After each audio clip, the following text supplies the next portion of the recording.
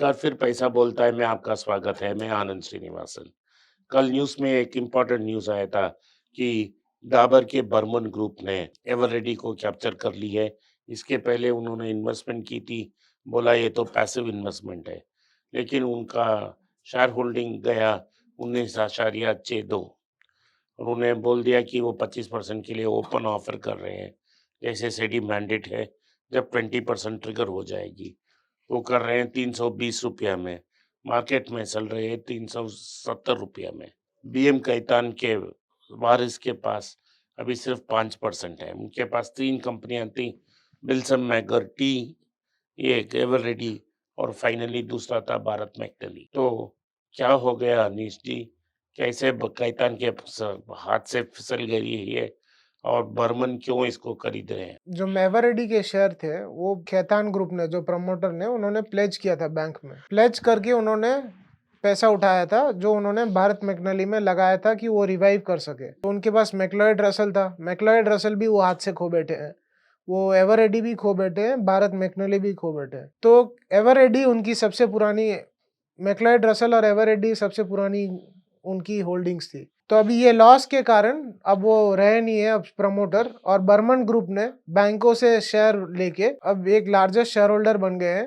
25% के ऊपर जाते ही उन्होंने ओपन ऑफर ट्रिगर हो गया है।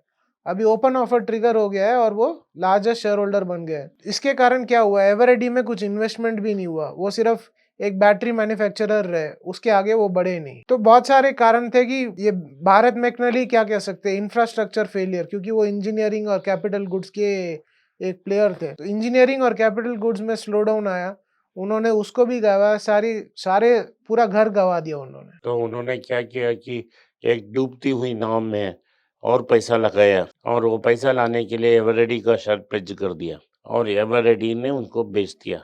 तो मैं ये पूछना चाहता हूँ कि भारत में जब मैं छोटा था, तब सारे सेल्स एवरेडी होते थे।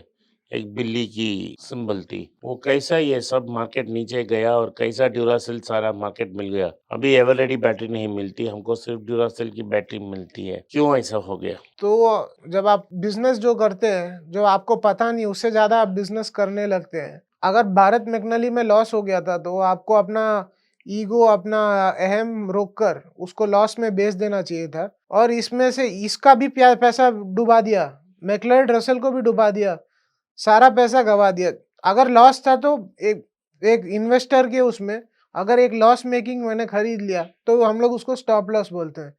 इन्होंने सोचा नहीं नहीं, हम इससे भी पैसा उठाएंगे, उसको भी सही करेंगे, इसको भी रखेंगे। अंत में देखा तो कुछ नहीं बचा उनके पास। तो ये एक पुअर डिसीजन मेकिंग थी। पुअर डिसीजन मेकिंग में आपने सब कुछ खो दिया, और आपको इंफ्रास्ट्रक्चर साइकिल भी पता होना चाहिए, क्योंकि आप जब ब्याज में इंफ्रास्ट्रक्चर करते हैं तो लॉस भी हो सकता है। एलएनटी का क्या एडवांटेज, एलएनटी को पैसा बहुत सस्ता मिलता है और एलएनटी बहुत मुनाफा कमाता है इसमें। लेकिन जब ये सब जब होता है, आपने देखा होगा पुंज लॉयड है, और मैंने बहुत सारे देखा, पुंज लाइट देखे हैं और रिलायंस इंफ्रास्ट्रक्चर देखा है, वो जो नो वैल्यू बन गया। कंस्ट्रक्शन के पर ऐसे हिंदुस्तान कंस्ट्रक्शन कंपनी को देखा है। ये तीनों तो इंफ्रास्ट्रक्चर में ही थे। तो इंफ्रास्ट्रक्चर में इतना मुसीबत है तो सिर्फ एलएनटी कैसे सरवाइव करता है? आपका क्या ख्याल है, क्यों एलएनटी क्यों सरवाइव किया? एल&टी कैश रिच कंपनी है और क्रेडिट साइकिल बहुत अच्छा मैनेज करती है। और दूसरा है कि उन्होंने हर टाइम इन्वेस्टमेंट किया है। उन्होंने बहुत सारे अपने नॉन रिलेटेड सब्सिडरी हम बेची। उन्होंने भारत में सबसे बड़े cement manufacturer L&T used to be. उन्होंने जाके अपने आप को अल्ट्राटेक। अल्ट्राटेक में बेच दिया। दूसरा उन्होंने एल&टी कोमात्सु नाम का एक ट्रक फोर्कलिफ्ट बना दिया। उसमें भी उन्होंने शेयर्स बेच दी। एल&टी फाइनेंस को सेपरेटली स्पिन ऑफ करके लिस्ट करके पैसा का लिया। एल&टी के पास 2 सॉफ्टवेयर कंपनी है। उन्होंने उसको सेपरेटली फ्लोट किया। एक के ज़रिए ये दूसरा कंपनी भी खा गया। L&T technology service, L&T Infotech. Infotech, L&T Infotech through उन्होंने माइंडट्री को खा लिया, हज़म कर लिया। तो वो बड़ा हो रहा है, तो उनमें दोनों से कैश फ्लो फ्री मिल रहा है। उसका ये आपका सब्सिडरी है, तो उन्होंने अपना डाइवर्सिफ़ाई कर लिया। पावर गियर का इक्विपमेंट बेच दिया। आप ही जानते हो वेल्डिंग इलेक्ट्रोड्स में एक बड़ा नाम था, उसको भी बेच दिया।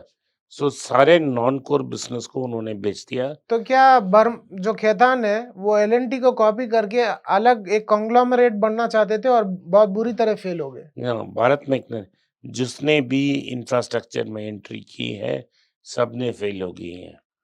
सारे के सारे फेल हो गए हैं, अनलेस आप गवर्नमेंट कंपनी हो या आप किसी मिनिस्टर के नज़दीक हो जो आपको कॉन्ट्रैक्ट दे रहा है। नागपुर में एक ऐसा कंपनी है आईआरबी इंफ्रा, सिर्फ वो बहुत अच्छे कर रहा है क्योंकि वो एक मिनिस्टर से लिंक है उनका नाम। तो फिर जीवीके और जीएमआर को भी तो बहुत मुसीबत बहुत मुसीबत है ना, जीवीके जीएमआर तो डूबने वाले हैं। जीवीके ने अब एयरपोर्ट को पिस्तल हाथ सिर पर रख के वो एयरपोर्ट उनसे छीन लिया है ना। जीवीके के एयरपोर्ट को उन्होंने छीन लिया, मुंबई एयरपोर्ट छीन के उनके दोस्त अदानी को दे दिया। सो जीएमआर भी इन ट्रबल है, अदानी भी in trouble. You name the infrastructure company except L&T, everybody is in trouble. L&T क्यों बच गया? उनके पास 2 मैंने जैसे बोला 2-3 डिविजन्स हैं, जिसने बड़े प्रॉफिट्स की थी और दूसरा ये भी था कि उनके पास बैंडविड्थ इतना ज़्यादा था, वो प्राइस डिमांड करके ले सकते हैं, तो उन्होंने ले की। तो वो इंफ्रास्ट्रक्चर के एचडीएफसी कह सकते हैं एलएनटी। एक कंग्लोमरेट हो गया। आज भी हमारे इंडस्ट्री में जो भी बहुत सेल्स के छोटे-मोटे हैं, वो एल&टी से कुछ बहुत सारे लोग आए हैं। तो एल&टी एक जायंट बन गई। अभी भारत में भी ऑर्डर नहीं उठाती है।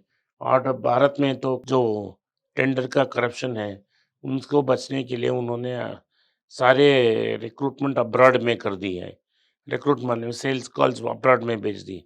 जब हम लोग ओमान गए थे, maximum number of distributors, India के डिस्ट्रीब्यूटर थे, ये एडवाइस कर रहे थे उसको। इंडिया में इंफ्रास्ट्रक्चर नहीं कर पाए, लेकिन एलएनटी एक इंडियन प्लेयर भी है और एक ग्लोबल प्लेयर भी बन या गया। ग्लोबल प्लेयर बन गया। सारे ओमान को उन्होंने बिल्ड किया है। सारे गल्फ में उनका बड़ा सा इंफ्रास्ट्रक्चर है। तो आउटसाइड इंडिया भी वो बहुत सारे काम करते हैं। लेकिन जो तंग हो रही है, उनकी बैलेंस शीट में जो वीकनेस है, वो सभी तो इसी कारण की है कि इंफ्रास्ट्रक्चर में पैसा टाइम में नहीं आएगा। तो लेकिन आप क्यों समझते बर्मन साहब ने क्यों एवरेडी में पैसा एवररेडी तो कंज्यूमर ड्यूरेबल कंपनी है ना। ये डाबर बेचते हैं, एवररेडी बैटरी बेचता है। किराना स्टोर एक ही है। सो जो डाबर का सेल्समैन जाएगा, उससे इसे भी थमा देंगे, इसे भी बेचेगा। अभी तो दोनों ग्रुप में फैमिली में पीस ट्रीटी तो हो गया। तो बर्मन साहब ने इसीलिए उनको खरीदा कि डाबर को डिस्ट्रीब्यूशन सिस्टम जो है, उसको फ्री में मिलेगा और जहाँ छोटे-छोटे दुकान में डाबर जाता है, वहीं एवररेडी जाएगा। एक अच्छा-सा फिट है, तो ये बेहतर होगा। चलिए, धन्यवाद। धन्यवाद, नमस्कार, जय हिंद। अगर ये वीडियो आपको पसंद आया तो आप अपने दोस्त और रिश्तेदार के साथ इसको शेयर कीजिए और बस उतना मत कीजिए, मन नहीं करना है, दूसरा काम भी करना है। वो है कि आपको ये चैनल को सब्सक्राइब करना है और बेल नोटिफिकेशन को टीका लगाना है, क्योंकि उसके बाद हमको हर जब टाइम हम वीडियो डालेंगे, आपको नोटिफिकेशन उसी टाइम जब ही मिलेगा, जब आप ये नोटिफिकेशन ऑन किए होंगे। नमस्कार, मैंने अंग्रेजी में 3 पुस्तक लिखे हैं, ये सब स्टॉक मार्केट के बारे में है। मेरा पहला पुस्तक का नाम है ऑर्डिनरी स्टॉक एक्स्ट्राऑर्डिनरी प्रॉफिट्स। दूसरा अल्केमी ऑफ मनी नाम का basic fundamentals of stock market और मनी के बारे में मैंने दूसरा पुस्तक लिखा है। और तीसरा और final book all about mutual funds नाम का एक म्यूचुअल फंड्स के बारे में भी मैंने एक पुस्तक लिखा है। तीनों पुस्तक प्रिंट और किंडल में अवेलेबल हैं। जो किंडल में पढ़ना चाहें तो नीचे हुए लिंक को दबाने से वो सीधा अमेज़न की साइट में जाएगा। जिन को हार्ड कॉपी चाहिए वो नीचे दिए गए व्हाट्सएप नंबर में अपना फ़ोन नंबर और नाम भेजें तो हमारा टीम उनसे कांटेक्ट करेगा। धन्यवाद, नमस्कार, जय हिंद।